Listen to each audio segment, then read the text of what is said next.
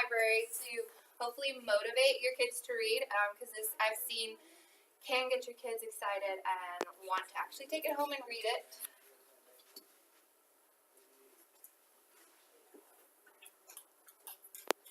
So the first one we're going to talk about is a book tasting, and I've done this in the library before. It gets your kids out of their comfort zone to try something new. So they're trying and looking at new books, because usually most of our kids go to one section, and that's their favorite section, and they're afraid to go anywhere else in the library. So this gets them to see that there are more options out there, and you can go as elaborate or as simple as you want, depending how your style is. Of course, mine was, we made it look all fancy and nice. And then you just need the copies and, of course, a willing librarian, which we have sometimes, right, Ms. Mendes, to find all the books for you. And then the tables are set up by genre. So some of the supplies you'll need are books from 6 different genres, the book tasting pamphlet, the bookmarks, and the reflection napkin, and we'll look at all of those. So the layout of the table, and from what I was saying of why you can go as elaborate or as simple as you want, we made centerpieces that said the genre, and we made little table settings, just like it was a real tasting. So they had like a little place setting, and we put the books on the place setting, and then we had a stack in the middle for them to choose. Because, of course, we try to tell them don't pick a book by its cover, but sometimes even we know that we pick the one that looks the coolest to read the back of and see if we like it. So we have books in the middle for them to switch out and change if they want to. They don't like the one that's on their seat. So we had 6 tables, and they're all set up the same. We just color coordinated them so that all the genres, you could tell the difference between the genres. And we even had one table of nonfiction, and a lot of kids were really surprised to see some of the books that were nonfiction, because they're not the simple ones that they always check out. It's some of the other ones, and they actually realized, oh, I actually like nonfiction. This is like a really good book. So the handouts you have that I gave you. So there is a pamphlet. This is for them to fill out when they read the book. So you give them about 5 minutes. They pick a book that they want. And then they start reading the beginning. 5 minutes, they just sit and read. Then after the 5 minutes, you give them a little bit more time, and they fill this out. They decide, what did I think of the cover? Did that attract me to pick up the book?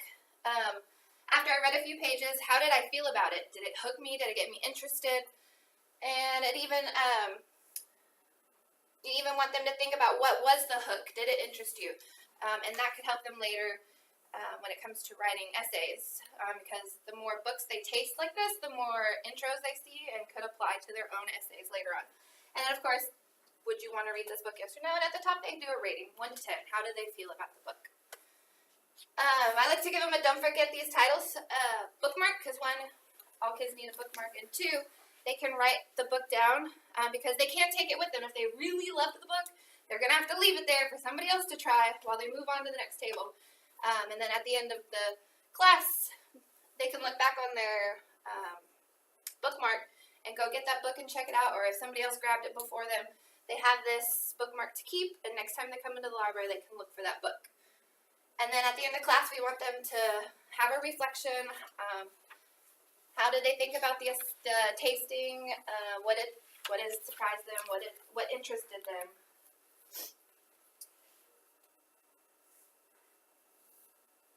And this is how the kids should be working. They're, like I said, they have the book, they start reading it, and then you want them to fill out the pamphlet. When you give it to them, it's just a tri-fold, foldable. Okay, so we are going to do like a little mini tasting. So I'm going to give you a few minutes. So we have science fiction here, no, fantasy here, and science fiction here.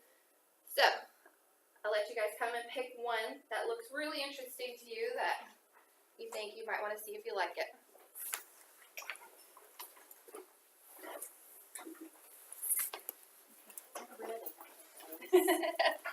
I know as ELA teachers, we've probably read a lot of them. So, well, Claire probably didn't read it all.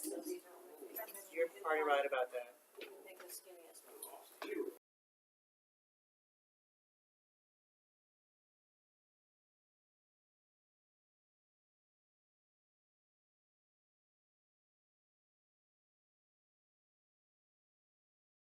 like 2 minutes, 2 or 3 minutes. So you're just gonna sit and start reading the beginning of the book.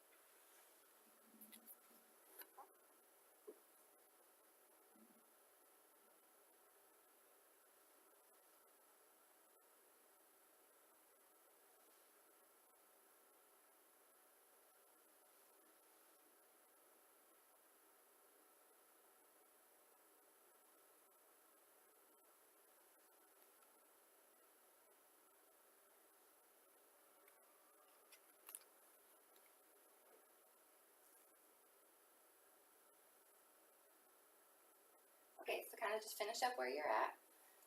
And then I'm going to give you about a minute, and I want you to think. Of course, you don't have to fill out the whole thing, but kind of think about what did you think of the book? What hooked you? Did anything surprise you? And then what rating you would give it from 1 to 10.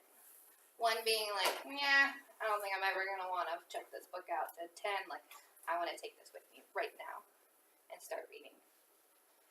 Stop talking, Julia, so I can finish this book.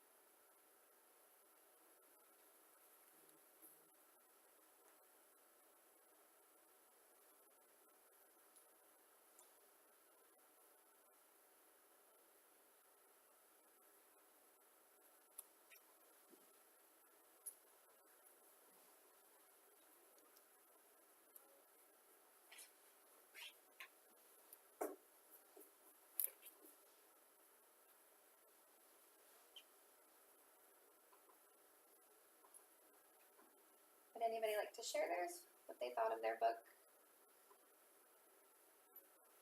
I chose mine originally because there was an actress on the front that I loved, but after reading it, I would read more because it reminded me of books like Divergent and The Maze Runner, and I like those kind of books.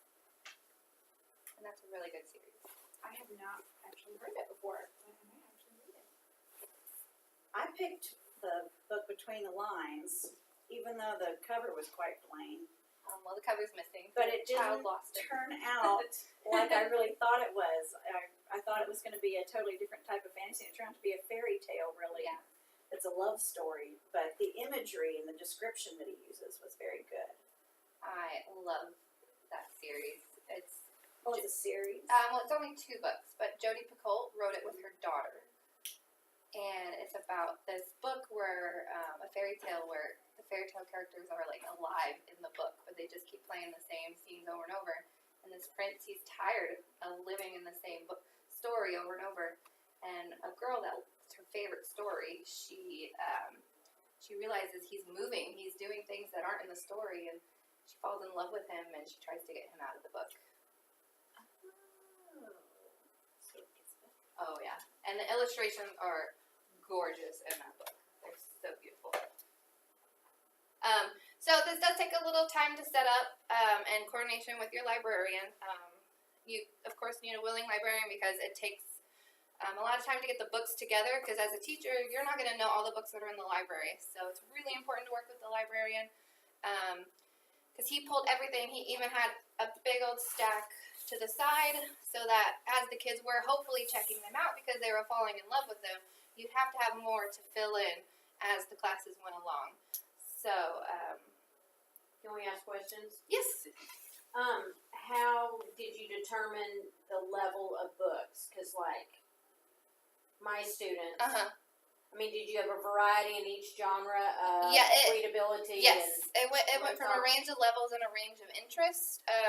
He pulled a lot of the ones that were higher interest level, and that was when I had honors, so he pulled some more challenging books to fit them. But yeah, he does a great job pulling to fit their level and their interest level to appeal to the kids you have. Yeah. And of course, it just takes a little time to run the different copies, but that was a great lesson. It worked really well in the library, and the kids really enjoyed it. It's really awesome to see them go, like, oh my god, like, I can't believe I like this. And to see them at the end of the class fighting over who gets to check out a book, like, it's like, oh, like, it's just Did amazing. they get to choose the genre, or did you tell them where to sit? You told them where to sit, and they'll rotate through all 6 genres. So they'll try all 6 of them by the end of the period. So then they can get a taste of everything and then check out the one they want to check out. what about with our new 45 minutes? Would you shrink it down to 5 genres, 4 genres? Maybe, or just a little less time reading, because I gave them about 5 minutes to read, 5 minutes to reflect and write. Oh, yeah. So maybe a little less time to do that, or just shrink down the genres. But I just think it's really important to find the genres that they don't usually like go to show them that there are things they will like out there. So the next one is the book spine poetry. So this one is really fun, and it gets them to see other books that are out there. It's great to promote National Poetry Month, which is in April, so it's something we might all want to do in April. It gets the kids seeing books they probably haven't seen before because you're pulling random books from the library that have pretty cool titles that you might think will turn into an awesome poem. And you just give the kids a stack of random books, any genre, any kind of book, just a random stack of books. And then have them work together to create a poem using the titles. So the spines will line up and read a poem like this: Vampire Stories Sold Elsewhere. And you do have the handout that you would give the kids, so that way they have accountability. You know, they're not just sitting there playing with books. You expect something at the end of class. You expect them to turn it in, to give them a grade. So they would just rearrange and play with their books to make a poem, and then just write the titles on their own piece of paper and turn it into you. So, you 4 will work together, and you can use the books you already have. And then you 3 will work together, or 4, with the books you have to. And I want you to play around with them and make a poem. What you think is the coolest, best sounding poem? Mine is Between the Lines, yours is City of Bones. Beautiful creatures. This one is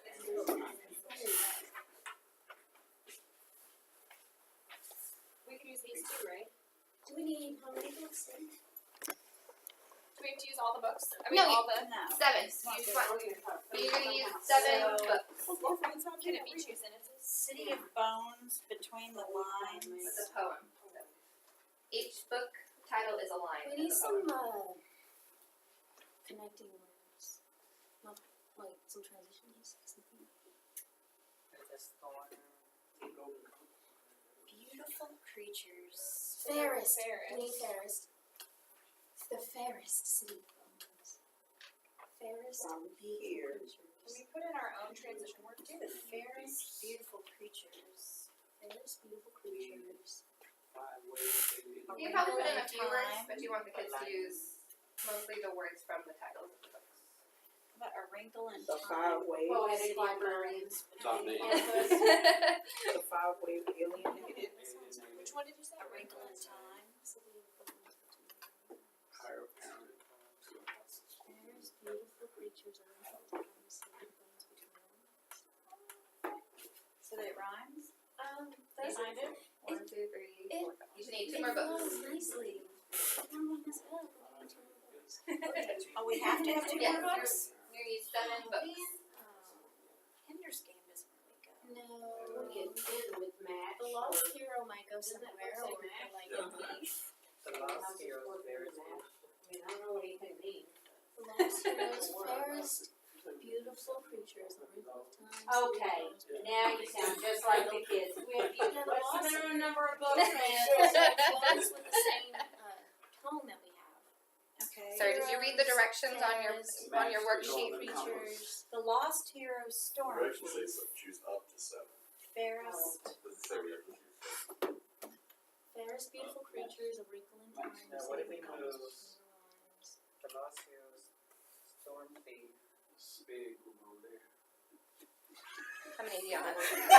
You want 7? No, we Ours are hard, okay?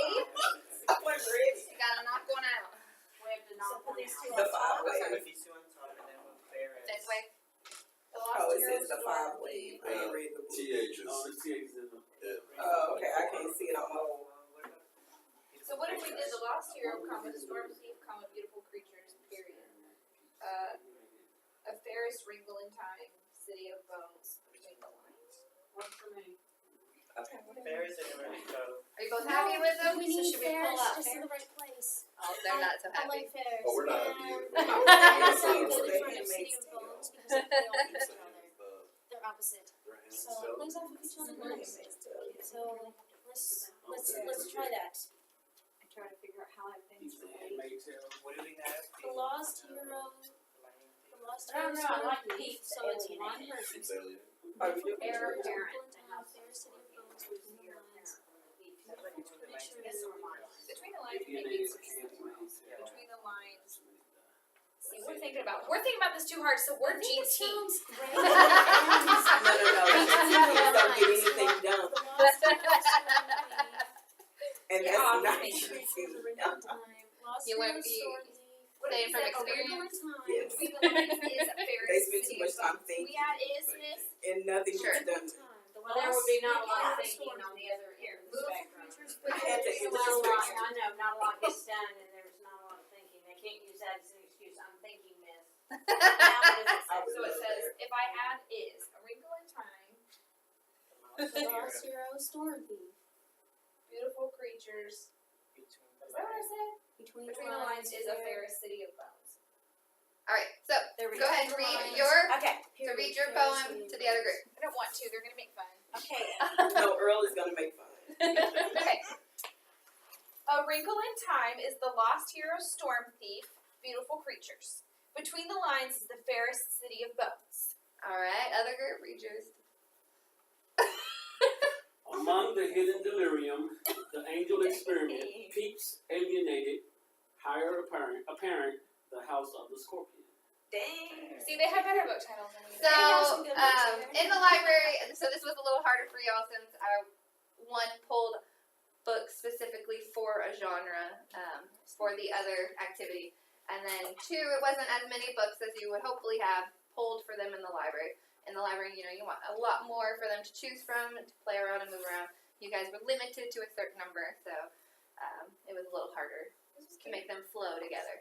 But you know, this will be a fun activity in April for Poetry Month to kind of get them to play around with books and poetry and to see books in the library they haven't seen before. Maybe the pastors could do that. Our pastor children, test pastors. So the next one is book trailers. So I used to be really scared by this because I had to do this in a class as an assignment in graduate school. But it's easier than it seems. It just takes a little time. It's a great way to get kids excited about what they read and to want to share with other kids what they read. Because, you know, we get our kids that do read, but then, you know, they just sit with themselves and move on, and we don't really have them discuss their book.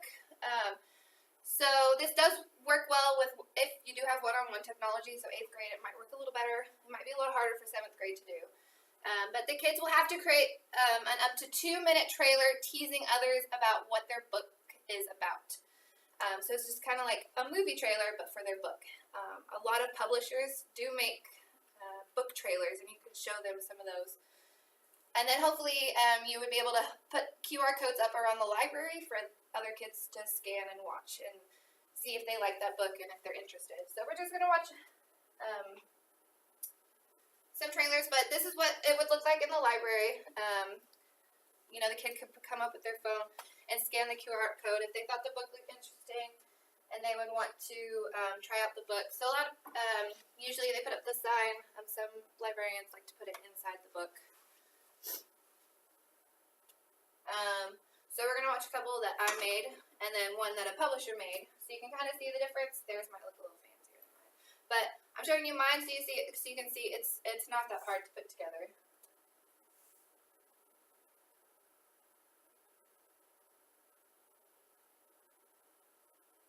Oh, it's supposed to be music. Oh, my switch isn't turned on the side of the. It is, I checked it. Oh, you did? Okay. Your volume.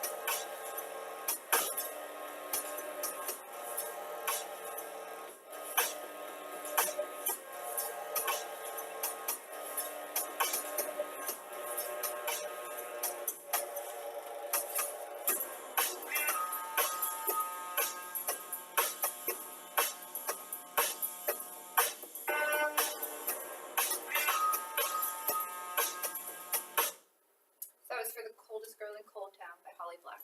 She does a lot of fantasy and sci-fi. If you like vampires, it's a really good book. I actually asked her last year why isn't she writing another one, and she says she gets that all the time.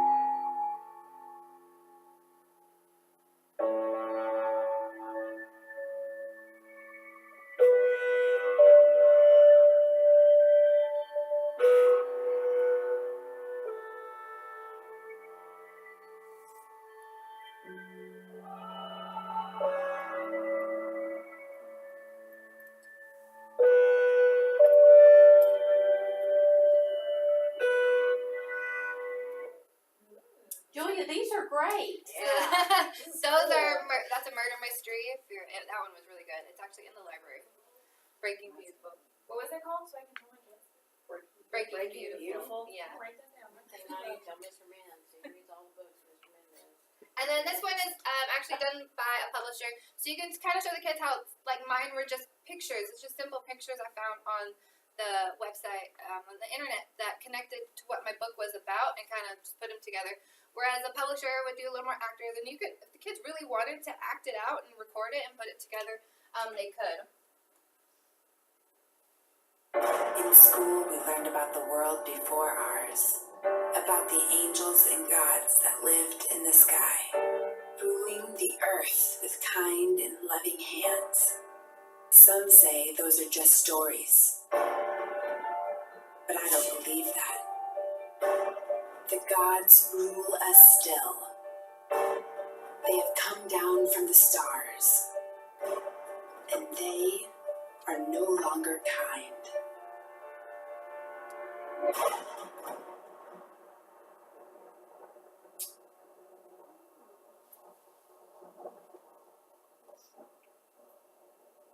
this was a teaser. Of course, Red Queen's been out for a while, but this was a teaser for Red Queen.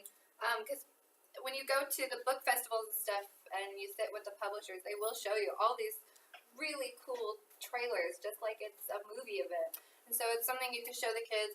Maybe not even to have them make it, but just to kind of get them interested. Like, see, a book can be fun. It can be really interesting. It can be really cool.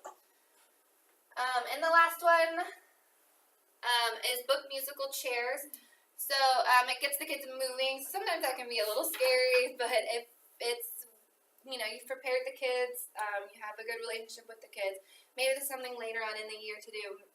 Probably not at the beginning of the year. But it'll get them to try new books they've never seen before. So you put it in a circle, just like musical chairs, but unlike musical chairs, you actually have enough chairs for every kid, and there will be a book on the chair.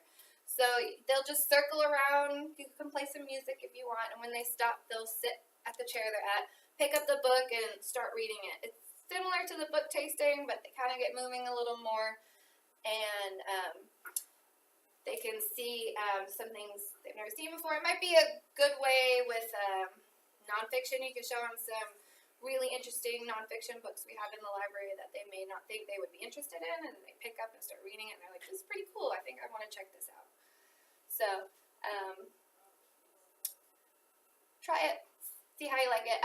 I've seen a lot with the younger kids, because of course they're little books, but I think we could do them with middle schoolers too, and I think they would have fun with it. Any questions or comments? I think the trailers are my favorite. Yeah. I was really scared when I made them, and Mr. Mendez can attest to that, because I was like, oh my god, I can't believe I have to do this. And it does take a little time just to piece it all together, but it's really, once you get doing it, it's really not that hard. And there are sites like the one I used where it had all the music in there. It had the transition slides, like the moving and the fuzzy, and it had all that. You just put your pictures in between and your own words. And That was the Wii video. What was the software you used? yeah, it said on the video. It said Wii video. Okay. Yeah. Wii video. WE video, yeah. And of course, Mr. Mendez can help too with tons of other sites. There are plenty of other sites that'll help you, piece the video together. Putting me on the spot. No. That was good. Cool. These are great ideas. Yeah, Thank you. Great ideas to get kids excited about books. But it's professional development for us too. Yeah, This is where we can actually learn something that we can actually take back to our classroom, and that's what I'm enjoying about it. So it was worth giving up a planning period on a Friday. I think we should do this more often as our Thank you. PLC instead of. I appreciate y'all coming in for something that's for my graduate school, but I wanted to make it interesting for y'all so you could have something to take back with No, you. this is great. Yeah, this is good. Learning from peers. Well, thank you. I mean, 'cause that's what it's about. Exactly. There's so much knowledge in this room that we never get to tap into. Very So true. in January, we have to volunteer.